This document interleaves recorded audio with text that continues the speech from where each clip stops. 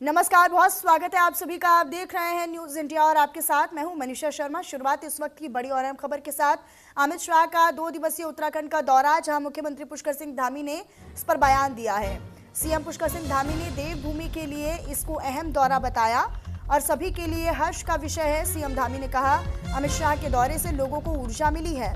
CM ने मार्गदर्शन के लिए अमित शाह का आभार व्यक्त किया। केंद्रीय गृह मंत्री अमित शाह के 2 दिन के उत्तराखंड दौरे पर मुख्यमंत्री पुष्कर सिंह धामी ने कहा कि गृह मंत्री अमित शाह का 2 दिन का देवभूमि यानी उत्तराखंड का दौरा देवभूमि की दृष्टि से और गीता प्रेस गोरखपुर के जरिए कल्याणपुर पत्रिका के 100 वर्ष पूरे होने के अवसर पर उस विमोचन समारोह का में उसमें शामिल होना सभी के लिए हर्ष का विषय है। अब ऐसे मौके पर उनका यहाँ पर आना और सभी लोगों को ऊर्जा देने वाले और हम सब का यहाँ पर मार्गदर्शन उन्होंने किया, हम सब उनके आभारी हैं। इस तरह का जिक्र मुख्यमंत्री पुष्कर सिंह धामी की ओर से किया गया। गृह मंत्री जी का 2 दिन का देवभूमि उत्तराखंड का प्रवास देवभूमि की दृष्टि से, यहाँ की सनातन संस्कृति की दृष्टि से, अध्यात्म की दृष्टि से और जो हमारा साहित्य है, भाषा है, गीता प्रेस गोरखपुर उसके द्वारा कल्याण पत्रिका के 100 वर्ष पूरे होने के अवसर पर उस विमोचन समारोह में उनका उपस्थित होना सभी को ऊर्जा प्रदान करता है। इसके साथ साथ पंडित श्री राम शर्मा जी के द्वारा जो दीप जलाया गया था 100 वर्ष पूर्व, उसके भी 100 वर्ष पूरे हो रहे हैं। वेदमयी माता भगवती उनके भी जन्म शताब्दी वर्ष भी है। ऐसे अवसर पर उनका आना और पूरे देश और दुनिया के जो सनातन संस्कृति के वाहक हैं, सनातन संस्कृति को मानने वाले हैं, असंख्य करोड़ों लोगों को ऊर्जा देने वाला है और हम सबका भी उन्होंने यहाँ मार्गदर्शन किया।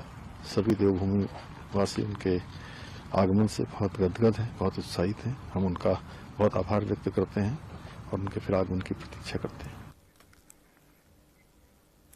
मुख्यमंत्री पुष्कर सिंह धामी का यूसीसी पर बयान। पीएम मोदी के नेतृत्व में बड़े फैसले लिए गए। सीएम धामी ने कहा, उनका यह भी कहना था कि उत्तराखंड यूसीसी लागू करने वाला देश का पहला राज्य बना है। यूनिफॉर्म सिविल कोड यानी यूसीसी से सकारात्मक परिणाम हासिल हो रहे हैं और लाखों लोगों ने यूसीसी के तहत करवाया है पंजीकरण, ये भी उन्होंने साफ कहा। कांग्रेस पर गलत जानकारी फैलाने का आरोप सीएम धामी की ओर से लगाया गया तो मुख्यमंत्री पुष्कर सिंह धामी ने यूसीसी पर बयान देते हुए कहा कि प्रधानमंत्री नरेंद्र मोदी के नेतृत्व में अनुच्छेद 370 नक्सलवाद और आतंकवाद पर काम किया गया है।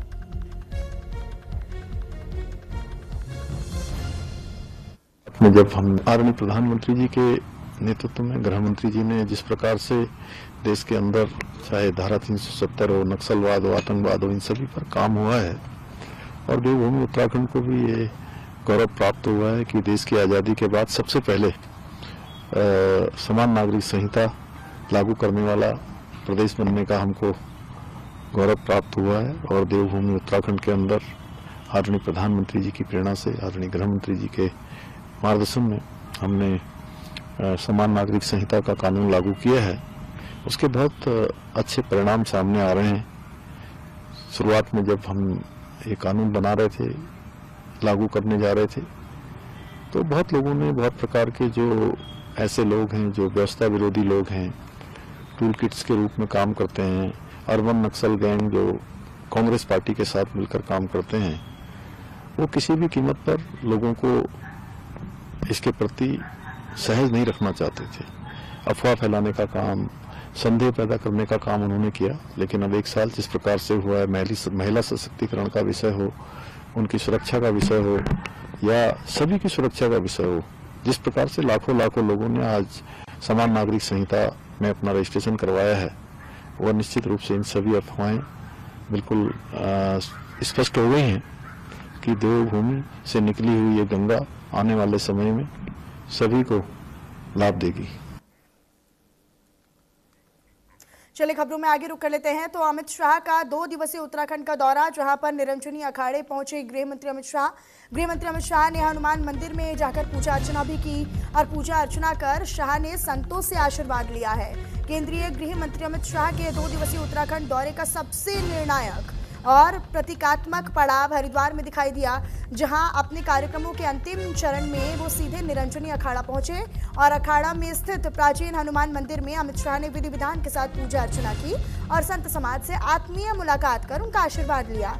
निरंजनी अखाड़ा पहुंचते ही गृह मंत्री अमित शाह ने अखाड़ा परिसर और उसकी धार्मिक गरिमा को नजदीक से देखा, परखा, जाना, जहां मां गंगा को नमन कर उन्होंने अपनी यात्रा का समापन किया। साथ ही अखाड़ा की आध्यात्मिक व्यवस्था और परंपराओं को देखकर अमित शाह ने संतों से संवाद किया और सनातन संस्कृति के संरक्षण पर चर्चा भी हुई।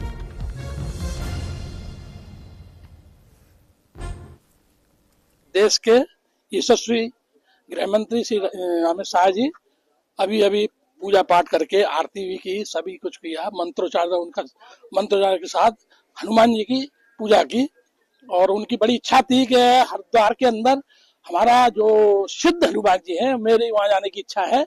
तो हमारे अध्यक्ष जी रविंद्रपुर जी ने कहा कि अखाड़े में हमारे हनुमान जी का मंदिर है, आप वहां जाइए। तो इधर हरिद्वार से खबर है, जहां के पतंजलि में हाइब्रिड हॉस्पिटल का लोकार्पण हुआ। योग, आयुर्वेद और आधुनिक चिकित्सा का संगम दिखाई दिया। केंद्रीय गृह मंत्री अमित शाह ने इसका उद्घाटन किया और योग गुरु बाबा रामदेव ने चिकित्सा जगत की इसको बड़ी पहल बताई है। 90 से 99% बीमारियों के इलाज का लक्ष्य है, बाबा रामदेव ने कहा। तो योग आयुर्वेद से करोड़ों मरीजों को लाभ मिल रहा है, आचार्य बालकृष्ण ने कहा।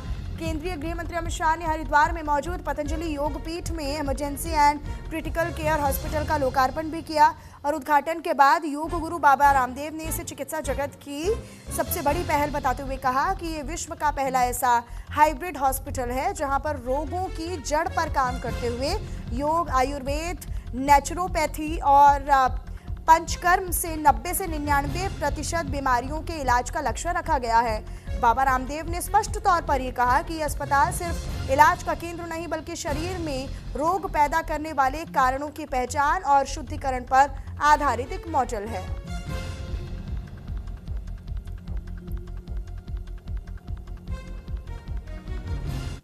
आज विश्व के इतिहास का प्रथम इंटीग्रेटेड हॉस्पिटल, इंटीग्रेटेड ट्रीटमेंट, इसका लोकार्पण किया है। तो एक बार जोरदार अभिनंदन है इस पवित्र अनुष्ठान के लिए। कह रहे थे कि ये एक हाइब्रिड हॉस्पिटल हो गया है, वर्ल्ड का पहला, जहां पर 90 से 99% रोगों को हम योग, आयुर्वेद, नेचुरोपैथी, पंचकर्मा, षटकर्मा, पंचमहाभूत चिकित्सा से, मेडिकेटेड वाटर, फूड, फास्टिंग, उपवास, उपासना कि जो हमारे तौर तरीके थे, सिरोधारा से लेके अक्षितर्पण, कर्णपूर्ण, नस्य, अभ्यंग, बस्ती, इन सारी प्रक्रियाओं से शरीर का शुद्धिकरण। यहाँ पर हम पहले से ही योग के माध्यम से, आयुर्वेद के माध्यम से, पंचकर्म के माध्यम से, षटकर्म के माध्यम से, नेचुरोपैथी के माध्यम से देश नहीं पूरी दुनिया के लगभग 1 करोड़ 38 लाख पेशेंट्स को हम लोग यहाँ पर ट्रीट कर चुके हैं। उसी में ही अब इसको, क्योंकि कुछ पेशेंट्स हम यद्यपि 90% रोगियों को पूरी तरह से यहाँ ठीक कर देते, जो मॉडर्न मेडिसिन से जुड़े हुए रोगी भी यहाँ पर पहले से बहुत बड़ी संख्या में आते हैं, परंतु कुछ क्रिटिकल जो कंडीशंस होती हैं, इमरजेंसी की जो कंडीशंस होती हैं, उन कंडीशन पर हम लोग उस समय पर, क्योंकि बिना मॉडर्न सिस्टम के सपोर्ट करने में सक्षम नहीं थे, तो ये क्रिटिकल और एक्यूट मैनेजमेंट के लिए ये हमने क्रॉनिक डिजीज में यद्यपि पहले से ही बहुत बेहतरीन रिजल्ट्स हैं, रोगी की एक तरह से सहयोग करने के लिए ये प्रयास किया गया है। और यहाँ से ये देश का पहला, एक तरह से जो इंटीग्रेटेड मेडिसिन सिस्टम की बात की जाती है, ये पहले मॉडल के रूप में यह स्थापना की गई है। उत्तराखंड में चारधाम यात्रा की तैयारियां तेज हो गई हैं। दरअसल चारधाम यात्रा की तैयारियों में पीडब्ल्यूडी विभाग जुटा हुआ है और पीडब्ल्यूडी सचिव पंकज पांडे ने बयान भी दिया है। अप्रैल मई में शुरू होगी यात्रा, ये सचिव की ओर से कहा गया है। उनकी तरफ से साफ शब्दों में कहा गया है कि बाकी हिस्सों में सड़क मरम्मत का काम जारी है। मलबा हटाने और गड्ढे भरने का लक्ष्य रखा गया है। टारगेट पूरा करने की कोशिश जल्द से जल्द हो रही है। उत्तराखंड में आगामी चारधाम यात्रा को लेकर शासन स्तर पर तैयारियां तेज हो चुकी हैं, जहां पीडब्ल्यूडी विभाग के सचिव पंकज कुमार पांडे ने बताया कि अप्रैल और मई में शुरू होने वाली चारधाम यात्रा के लिए विभाग अभी से ही सक्रिय है और यात्रा मार्ग मुख्य रूप से नेशनल हाईवे से जुड़ा हुआ है, जिस पर बीआरओ, एनएचआई, डीसीएल और राज्य पीडब्ल्यूडी जैसे एजेंसियां मिलकर काम कर रही हैं। सचिव ने स्पष्ट किया कि वर्तमान में ज्यादा ऊंचाई वाले क्षेत्रों में बर्फबारी के कारण काम रुका हुआ है, लेकिन अन्य हिस्सों में सड़कों की मरम्मत और सुधार का कार्य लगातार जारी है।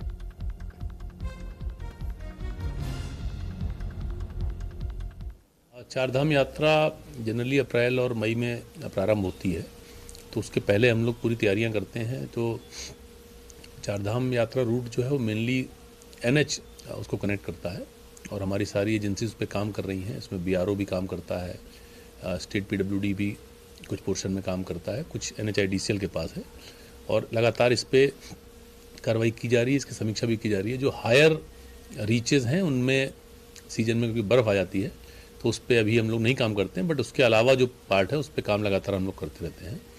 और यात्रा से कुछ टाइम पहले, 1-2 महीने पहले से हम लोग स्लिप हटाना, बाकी जो माइनर रिपेयर्स हैं, ये सब काम हम लोग स्टार्ट करते हैं, जिससे कि जो आने वाले श्रद्धालु हैं अलग अलग जगहों से जो लोग आते हैं उन्हें कोई दिक्कत नहीं हो। इधर अल्मोड़ा नगर निगम में जन समस्याओं पर सुनवाई के लिए एक आम बैठक रखी गई, जहां पर बैठक के दौरान दर्जनों जनप्रतिनिधि, स्थानीय लोग और पार्षद भी मौजूद रहे। इसी दौरान स्थानीय लोगों ने समस्याओं का पिटारा नगर निगम प्रशासन के सामने रखा। लगातार बढ़ रही समस्याओं और उनके समाधान ना होने से प्रशासन के जो लोग हैं, जो स्थानीय लोग हैं, वो आक्रोशित हैं, नाराज है प्रशासन के खिलाफ। वो लगातार मांग कर रहे हैं और होटल एसोसिएशन के अध्यक्ष अरुण वर्मा ने नगर में वन वे व्यवस्था समाप्त करने की मांग की है, जिसको लेकर अब नगर निगम मेयर अजय वर्मा ने कहा है कि लोगों की समस्याओं को सुनने के लिए ही इस बैठक को रखा गया था और नगर निगम लगातार इन तमाम समस्याओं और परेशानियों के लिए समाधान के लिए प्रयासरत रहेगा। इस दौरान पथ प्रकाश की व्यवस्था, नालियों के सुधारीकरण और बंदरों की समस्या से भी लोग खासा परेशान नजर आए, जिसकी शिकायतें लोग इस सुनवाई के दौरान लेकर आए।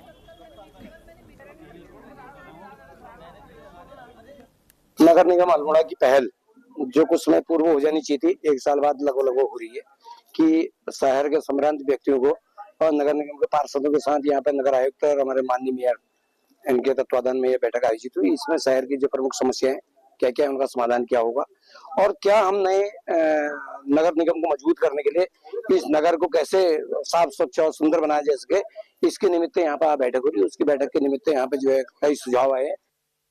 जो इस जन समस्याओं के लिए जो मीटिंग आयोजित है, इसका तो हम स्वागत करते हैं, लेकिन नगर निगम की तरफ से सबसे पहले ये होना चाहिए था कि जो पहले हमारे जो जनता से चुने हुए 40 पार्षद हैं, उन लोगों से पहले सारी वार्ता हो जानी चाहिए थी और सारी चीजें हो जानी चाहिए थी। उसके पश्चात ये जो आम जनसभा, संभ्रांत और बुद्धिजीवी नागरिकों के लिए जो ये सभा रखी गई है, उसका आयोजन किया जाना चाहिए। उससे क्या होता है कि आप लोगों को सारी चीजों के बारे में पहले पता होता है और आप लोग इससे एक अच्छा सा संवाद कर सकते थे, जो जिसका अभाव यहाँ पर पूरा दिखाई दिया रहा है। देखिए, नगर निगम में आज एक बैठक आयोजित की गई थी, जिसमें शहर की समस्याओं को लेके मैं अरुण वर्मा, होटल एसोसिएशन अध्यक्ष हूँ। सबसे मांग तो मेरी ये थी कि शहर में पहले लाइटिंग की बहुत अच्छी व्यवस्था होनी चाहिए। दूसरी एक हमारी मांग है कि शहर में जो वन वे है, इससे हमारा टूरिज्म धीरे धीरे करके और कारोबार शहर का पूरा खत्म होते जा रहा है। माल रूट पे मैंने सुझाव दिया है नगर निगम को कि जो रोडवेज की बसें हैं, अगर ये उनकी नई पार्किंग स्वागत के ऊपर से अगर चली जाए, वहां पर खड़ी रहे, वहीं से ऑपरेट हो, तो उससे हमारी एक वन वे की समस्या का एक हल निकल सकता है। केमू भी पार्किंग की बिल्डिंग अब लगभग बन के तैयार है, 1 आध महीने में शायद वो बिल्डिंग भी केमू भी अपनी बसें अंदर संचालन करेगा। तो मैं पुलिस प्रशासन और जिला प्रशासन से मांग करता हूं कि आप ट्रायल वर्जन पे वन वे को खोलिए, जिससे कि हमारा शहर का कारोबार और टूरिज्म को बढ़ावा मिले। देखिए, आज नगर निगम द्वारा पहली बैठक आयोजित की गई है 1 वर्ष होने के पश्चात, और 1 वर्ष होने के पश्चात सभी पीड़ित अल्मोड़ा की जनता ने उनसे मांग करी कि भैया आप 1 वर्ष का अपना कार्यकाल बताइए कि 1 वर्ष में आपने कौन कौन से काम करे, कौन कौन से नहीं करे। और दूसरी सबसे बड़ी जो समस्या है वो बंदर को लेकर, चाहे हमारा व्यापारी है, आम जनमानस, हमारे जो वरिष्ठ नागरिक हैं, सब परेशान है। तो इसमें हमने शीघ्र अतिशीघ्र कहा है कि भैया नगर निगम इसमें शीघ्र से अधिक शीघ्र इसका बदियाकरण करके इसमें बंदरवाड़े का निर्माण करवाए। देखिए, हमने पिछले कई समय से केंद्र सरकार और राज्य सरकार से भी सुनने की स्वच्छता करें। बहुत होल्डिंग प्रचार है कि शहर का दुर्भाग्य है कि इस शहर में 95% जो घरों की पेयजल लाइन है वो नालों से होकर जा रही है। सीवर का पानी लोगों के घरों तक पहुंच रहा है। आज अगर इसको रोका नहीं गया तो इंदौर जैसी घटना होने से रोका नहीं जा सकता। लोगों के जीवन के साथ बहुत बड़ा अन्याय किया जा रहा है। उनका जीवन संकट में है। नालों को जो पेयजल लाइन है उनको नालों से हटाए जाने चाहिए। ये आज अपने नगर निगम क्योंकि पहली बार बना है और देवतली जनता की बहुत समस्याएं भी हैं और इस नगर के लिए और किस तरीके से आगे कार्य हो, तो इसमें नगर निगम पूरा प्रयासरत है। जो यहाँ पर को अपनी देवतली जनता के द्वारा यहाँ पर को जो समस्याएं यहाँ पर को बताई गई, उसके लिए हम उस कार्य करने के लिए बिल्कुल ईमानदारी के साथ प्रयासरत हैं। किच्छा पुलिस को एक डेड बॉडी की सूचना प्राप्त हुई। उस पर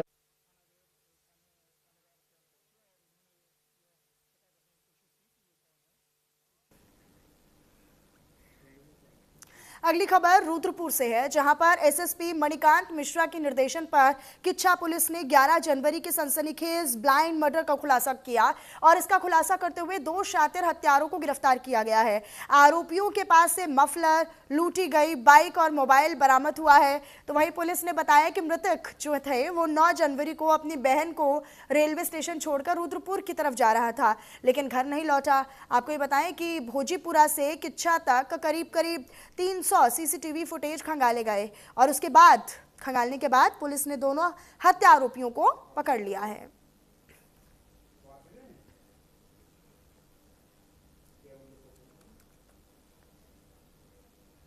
किच्छा पुलिस को एक डेड बॉडी की सूचना प्राप्त हुई।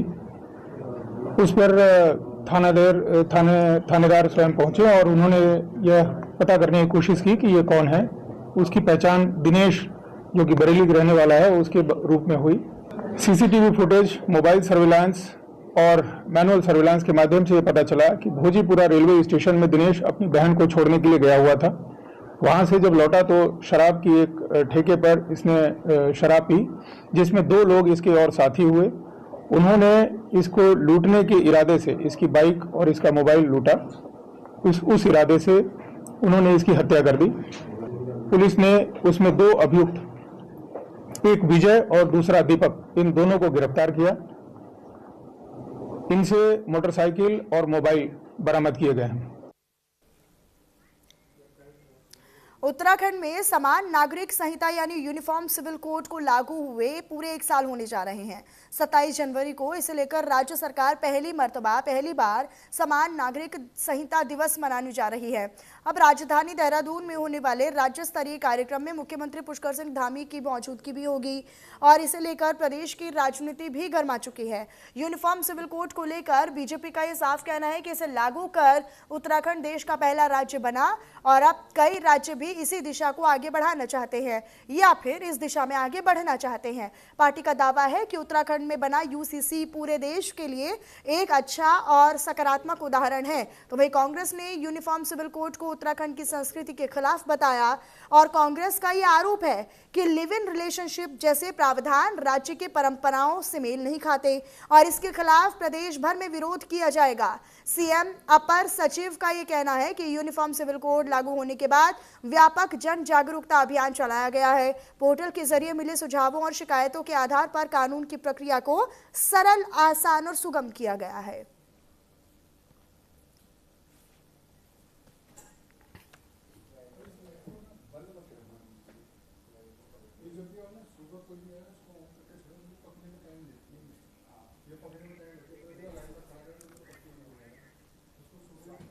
चलिए खबरों में आगे रुक कर लेते हैं। अगली खबर का रुख करते हुए आपको बताएं, जहां लोहाघाट राष्ट्रीय राजमार्ग में भीषण सड़क हादसे का कहर दिखाई दिया, जहां पर एक तेज रफ्तार कार अनियंत्रित होकर क्रश बैरियर से टकरा गई।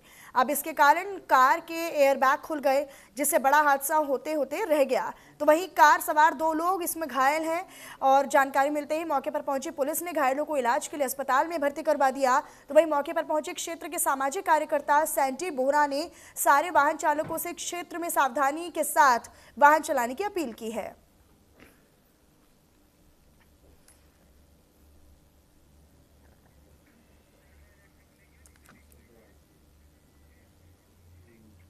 रुद्रपुर में पार्षद पर हुए कथित हमले के मामले में पुलिस ने बड़ा और चौंकाने वाला खुलासा किया, जहां पर जांच में स्पष्ट हुआ है, सामने आया है कि यह हमला किसी राजनीतिक रंजिश का परिणाम नहीं बल्कि खुद पार्षद सौरभ बेहड़ के जरिए रची गई साजिश थी। पत्नी से चल रहे विवाद और लोगों की सहानुभूति हासिल करने के उद्देश्य से सौरभ बेहड़ ने अपने दोस्त के साथ मिलकर खुद पर हमला कराने की योजना बनाई थी। वरिष्ठ पुलिस अधीक्षक मणिकांत मिश्रा के सख्त निर्देशों पर पुलिस ने कार्रवाई करते हुए पूरे फर्जी हमले का पर्दाफाश किया और पुलिस ने साजिश में शामिल 4 आरोपियों को गिरफ्तार किया। आपको बताते चले कि आरोपियों के कब्जे से अवैध हथियार भी बरामद हुए हैं और हथियार बरामद कर सभी के खिलाफ मुकदमा दर्ज किया गया है।